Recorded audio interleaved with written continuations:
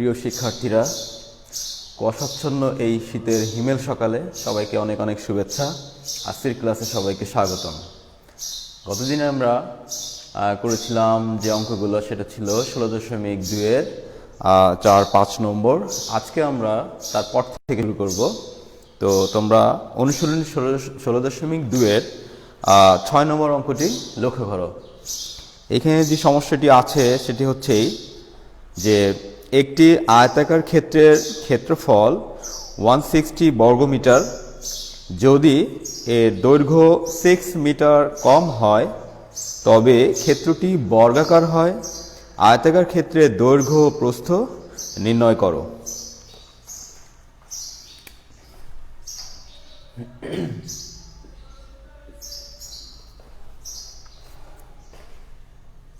আমরা বোর্ডে একটি চিত্র লক্ষ্য করি। ধরো এটি একটি আয়তক্ষেত্র, এটার ক্ষেত্রফল দেওয়া আছে 160 বর্গ মিটার। এখানে আরেকটি বিষয় দেওয়া আছে। তো আমরা এখানে ধরলাম যে আয়তক্ষেত্রের দৈর্ঘ্য x মিটার এবং প্রস্থ ধরলাম y মিটার। এইখানে একটি শর্ত দেওয়া আছে, যদি এর দৈর্ঘ্য 6 মিটার কম হয়, তার মানে কি ধরলাম আমরা এখান থেকে এই পর্যন্ত 6 মিটার, এখান থেকে এই পর্যন্ত 6 মিটার হয়, তাহলে বলতে পারবে যে এখান থেকে এই পর্যন্ত কত মিটার? হ্যাঁ, এখান থেকে পুরোটা যদি x হয় আর এখান থেকে এতটুকু যদি 6 হয়, তাহলে এখান থেকে এই পর্যন্ত এটা হবে x মাইনাস 6 মিটার। ঠিক আছে না? এখন এই জায়গা থেকে আমরা কিছু সিদ্ধান্তে আসতে পারি যে এক্ষেত্রে দেখো যে দৈর্ঘ্য যদি পুরোটার আয়তক্ষেত্রের দৈর্ঘ্য যদি x হয়, প্রস্থ যদি y হয়, তাহলে এখানে xy সমান আমরা পাবো কত? xyটা হবে হচ্ছে ক্ষেত্রফল, এখানে xy হবে ক্ষেত্রফল সমান আমরা এখানে আমাদের যে অংশটি দেওয়া আছে সেটি হচ্ছে 160। এরকম একটা ইকুয়েশন আমরা পাবো, আমি এখানে লিখবো। আর এখানে আরেকটা জিনিস আমরা পাবো, লক্ষ্য করো এখানে লেখা আছে যে যদি 6 মিটার কম হয় তাহলে সেটা বর্গাকার হয়, আয়তক্ষেত্রটি তখন বর্গাকার হয়ে যাবে, তখন আর আয়ত ইয়া থাকবে না, বর্গাকার হয়ে যাবে। তার মানে 4টা বাহুর দৈর্ঘ্য কী হয়ে যাবে? এখানে সমান হয়ে যাবে। আমার কথা হচ্ছে যে যদি এটা বর্গাকার হয় তাহলে এখান থেকে এই পর্যন্ত, এই যদি x মাইনাস 6 হয়, তাহলে কি আমরা বলতে পারি না যে এখান থেকে এই পর্যন্ত এটাও x মাইনাস 6 বর্গাকার হলে প্রত্যেকটা বাহুর দৈর্ঘ্য সমান হয়। তাহলে আগে এর পরিচয় ছিল y, এখন আমার এইটা যদি এর সমান হয়ে যায় x মাইনাস 6 হয়, তাহলে আমরা এখান থেকে লিখতে পারবো y সমান x মাইনাস 6, তাই না? তো এই বিষয়গুলো আমাদের একটু সুন্দর করে এখানে লিখতে হবে। তো আমরা লিখি এখানে, প্রথম আমরা ধরে নেব যে ধরি আয়তাকার ক্ষেত্রের দৈর্ঘ্য, ধরি আয়তাকার ক্ষেত্রটির দৈর্ঘ্য ধরলাম x মিটার, আয়তাকার ক্ষেত্রটির প্রস্থ y মিটার। এক্ষেত্রে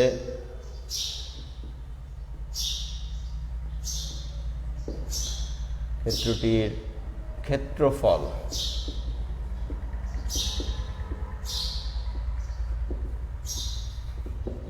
xy বর্গ মিটার। তো এই ক্ষেত্রে আমরা শর্তানুসারে লিখতে পারি বা প্রশ্ন মতে আমরা লিখতে পারি। প্রশ্ন মতে xy, দেখো এটাও তো ক্ষেত্রফল, সূত্র দিয়ে আমরা x এবং y ধরে আমরা যে ক্ষেত্রফল পেলাম সেটা হচ্ছে xy। আবার আমার প্রশ্নে এখানে ক্ষেত্রফল দেওয়াই হচ্ছে 160, তাহলে আমরা এখান থেকে লিখতে পারি xy সমান 160। এটার আমরা একটা ইকুয়েশন দিয়ে নিলাম, 1 নম্বর ইকুয়েশন। এরপরে একটি কথা লেখা আছে, দেখো যে যদি এর দৈর্ঘ্য 6 মিটার কম হয়, তাহলে কথাটা আমরা লিখব যদি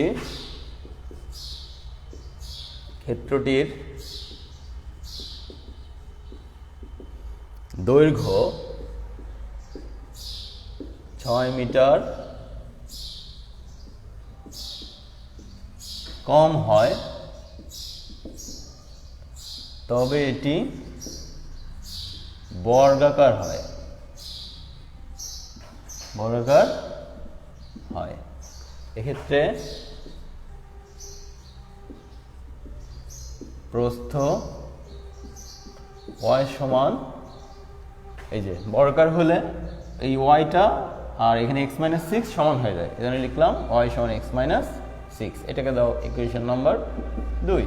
হয়ে গেল। এই দুইটা ইকুয়েশন বোঝাটাই হলো ইম্পর্টেন্ট ব্যাপার, বিশেষ করে 2 নম্বর ইকুয়েশনটা। বর্গাকার হলে দৈর্ঘ্য প্রস্থ এখানে সব সমান হয়ে যাচ্ছে। এখন আমার কাজ কি, আমাদের কি করতে হবে, এখন হচ্ছে এই equation number 1 and equation number 2 এই দুইটাকে আমাদেরকে সমাধান করতে হবে।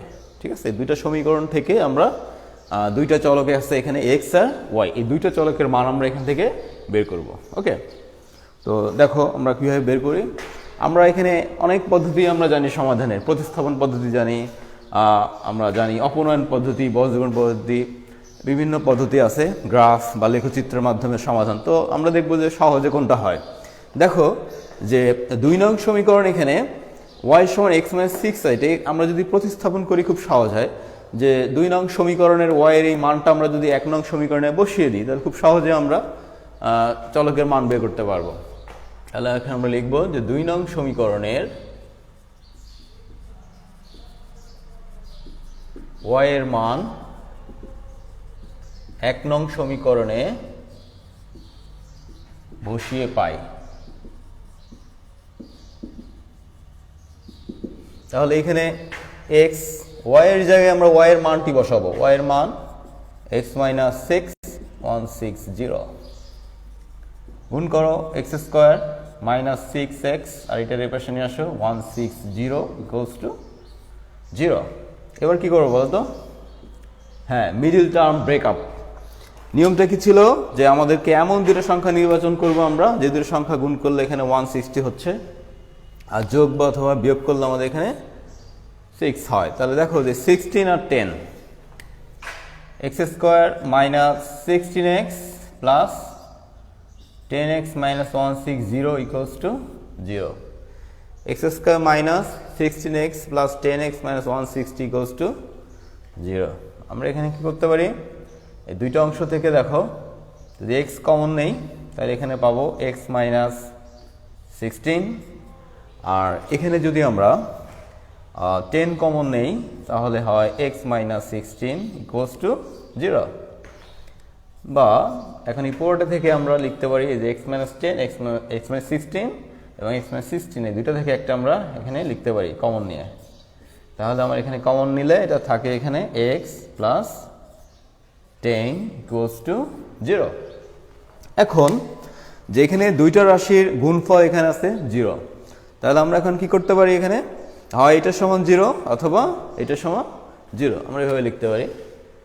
এরপর থেকে হয় x মাইনাস 16 ইকুয়ালস টু 0 অথবা x প্লাস 10 ইকুয়ালস টু 0, বা x ইকুয়ালস টু 16 আর এখানে লেখা যায় বা x ইকুয়ালস টু মাইনাস 10। এই x ইকুয়ালস টু মাইনাস 10 এটা কি গ্রহণযোগ্য হবে? Not at all.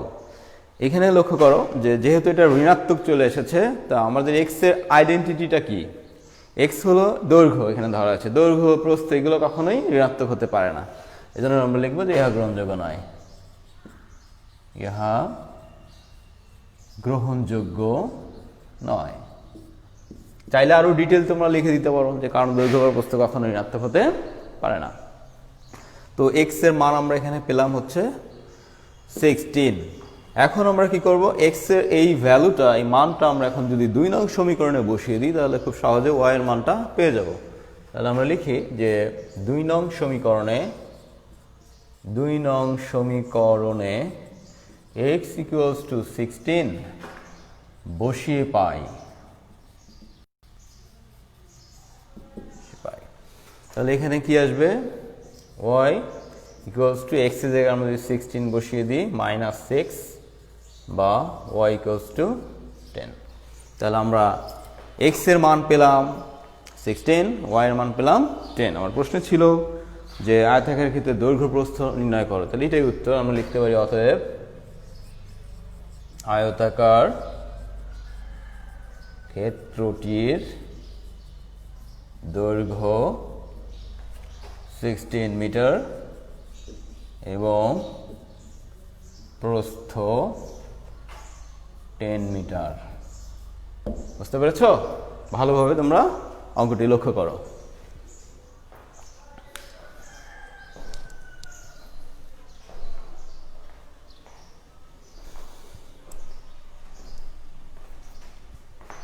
তো আশা করি তোমরা এই 6 নম্বর এই সমস্যাটির সমাধান তোমরা বুঝতে পেরেছো। এখন আমি যাব পরবর্তী সমস্যার সমাধানে। 7 নম্বর, যে একটি সামান্তরিকের ভূমি উচ্চতা 3/4 অংশ এবং ক্ষেত্রফল 363 বর্গমিটার হলে ক্ষেত্রটির ভূমি ও উচ্চতা নির্ণয় করো। তো দেখো আমরা কিভাবে এই সমস্যার সমাধানটা করি।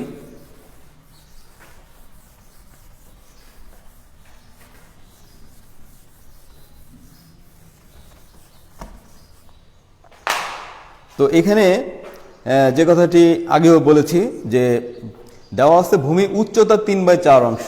কার অংশ? উচ্চতার। যার অংশ আমরা তাকে আগে ধরে নিব। তো আমরা ধরি একটি সামান্তরিকের উচ্চতা x মিটার। ধরি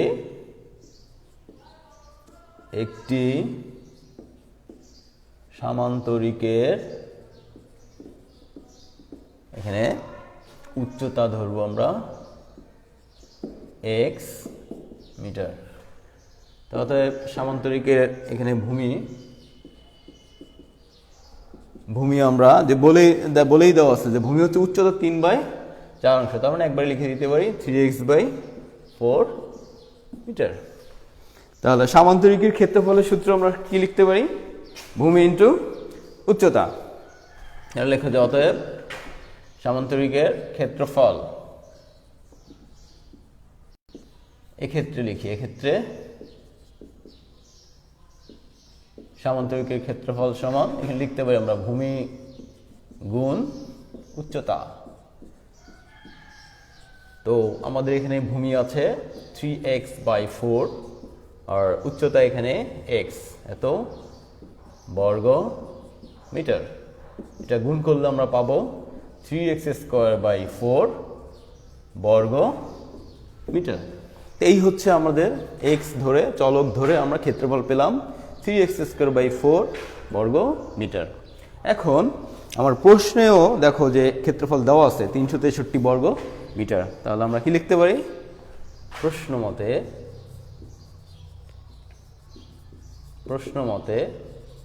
3x²/4 equals to 363।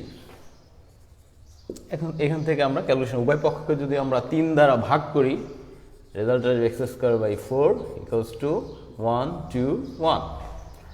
বা আমরা যদি এখান থেকে ক্রস গুণন করি তাহলে x² আর গুণন করি তো x² সমান এখানে আসবে 4 8 4। বা আমরা যদি বর্গমূল করি 4 8 4, x equals to দেখা যাক কত আসে।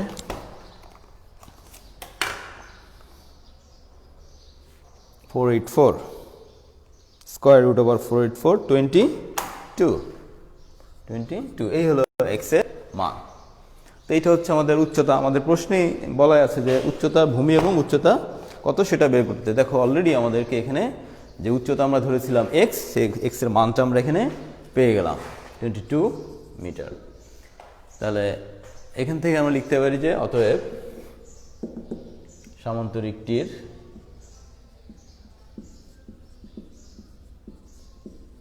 ভূমি সমান 22 মিটার এবং উচ্চতা, ভূমি না, এটা উচ্চতা, আমরা উচ্চতা পেয়েছি যেহেতু আমরা x এখানে উচ্চতা ধরেছিলাম আগে উচ্চতা, এখন হচ্ছে লিখব ভূমি। আর ভূমি এখানে হবে 3x, তার মানে 3 × x এর জায়গায় আমরা 22 বসিয়ে দিই আর নিচে থাকে 4 এত মিটার। তো এটা আমরা ক্যালকুলেট করলে রেজাল্ট পাবো হলো 16.5 এত মিটার। তাহলে আমাদের ভূমি, সামুদ্রিকটির ভূমি 22 মিটার উচ্চতা 22 মিটার আর ভূমি হলো 16.5 মিটার। এটা হচ্ছে আমাদের রিকোয়ার্ড অ্যান্সার। তোমরা লক্ষ্য করো অঙ্কটি সুন্দর হবে।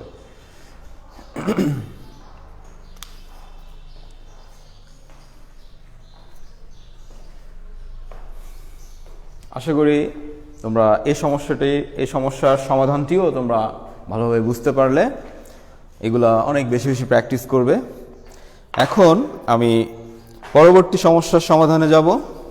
পরবর্তী 8 নম্বর যে সমস্যাটি আছে সেটি হচ্ছে একটি সামান্তরিক ক্ষেত্রের ক্ষেত্রফল একটি বর্গক্ষেত্রের সমান। সামান্তরিকের ভূমি 125 মিটার এবং উচ্চতা 5 মিটার হলে বর্গক্ষেত্রের কর্ণের দৈর্ঘ্য নির্ণয় করো।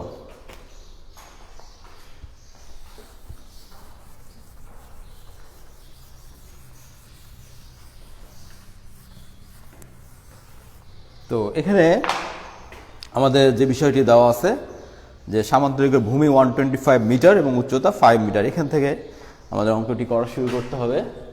যে দেওয়া আছে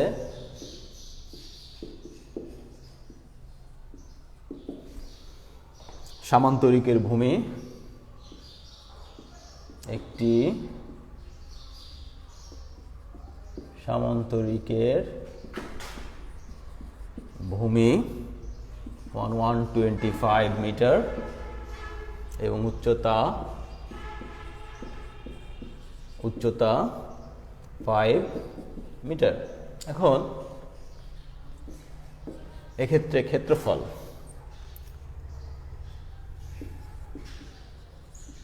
এক্ষেত্রে সামান্তরিকটির ক্ষেত্রফল আমরা জানি। সামান্তরিক ক্ষেত্রফল কি? ক্ষেত্রফলের সূত্র ভূমি ইনটু উচ্চতা। তাহলে এখানে আমি লিখতে পারি ভূমি গুণ উচ্চতা। তো আমার এখানে ভূমি আছে 125 আর উচ্চতা এখানে 5, এত বর্গ মিটার। ক্যালকুলেশন করলে আসে 425 বর্গ মিটার। এখন যে এই হলো সামান্তরিকের ক্ষেত্রফল, কিন্তু শুরুতেই এখানে একটা কন্ডিশন দেওয়া আছে যে একটি সামান্তরিকের ক্ষেত্রফল একটি বর্গক্ষেত্রের সমান। শর্ত এটা দেওয়াই আছে। তো শর্তানুসারে আমরা কি লিখতে পারি? শর্তানুসারে বর্গক্ষেত্রটির ক্ষেত্রফল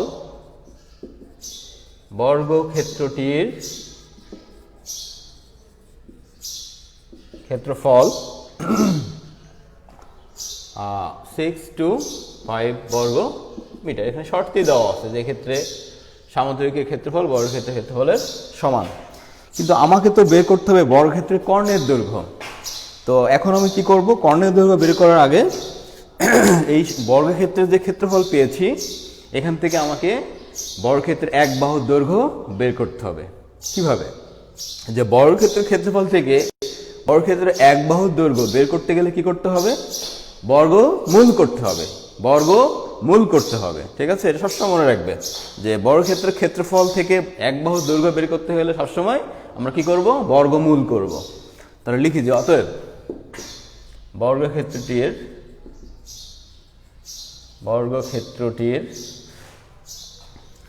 এক বাহুর দৈর্ঘ্য বা একটি বাহুর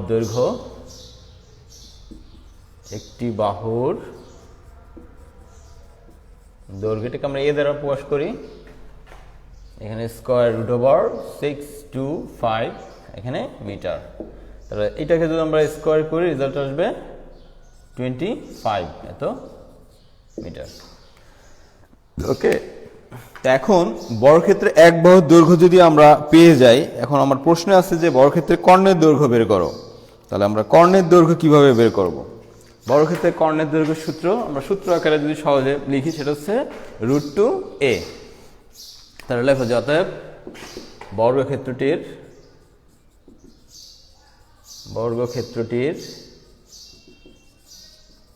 কর্ণের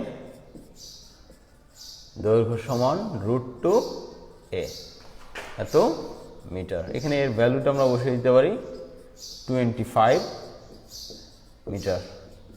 এখন √2 সাথে 25 আমরা যদি গুণ দেই তাহলে রেজাল্টটা পাবো 35.355 আসছে, তার মানে 36 লিখতে পারি, এত মিটার প্রায়। এই হলো আমাদের 8 নম্বর সমস্যার সমাধান। প্রশ্ন ছিল যে বর্গক্ষেত্রের কর্ণের দৈর্ঘ্য নির্ণয় করো। আমরা বর্গক্ষেত্রের কর্ণের দৈর্ঘ্য পেয়ে গেলাম 35.36 মিটার। তো আজকে নির্ধারিত সময়ের মধ্যে আমরা এই 3টি অঙ্ক করলাম, 16.2-এর 6, 7, 8। এই 3টি অঙ্কই তোমরা এর আগের অঙ্কের সাথে নতুন এই 3টি অঙ্ক তোমরা খুব ভালোভাবে প্র্যাকটিস করবে। তো তোমরা এই যে সময়টা চলছে এই সময়ে তোমরা বাইরে যদি খুব প্রয়োজন না হয় বের হয়ে না, আর যদি বের হতে হয় অবশ্যই তোমরা মাস্ক ব্যবহার করবে এবং নিয়মিত হাত স্যানিটাইজ করবে। তো তোমাদের সফলতা এবং দীর্ঘায়ু কামনা করে আজকের মতো ক্লাসটি এখানেই শেষ করছি। আল্লাহ হাফেজ।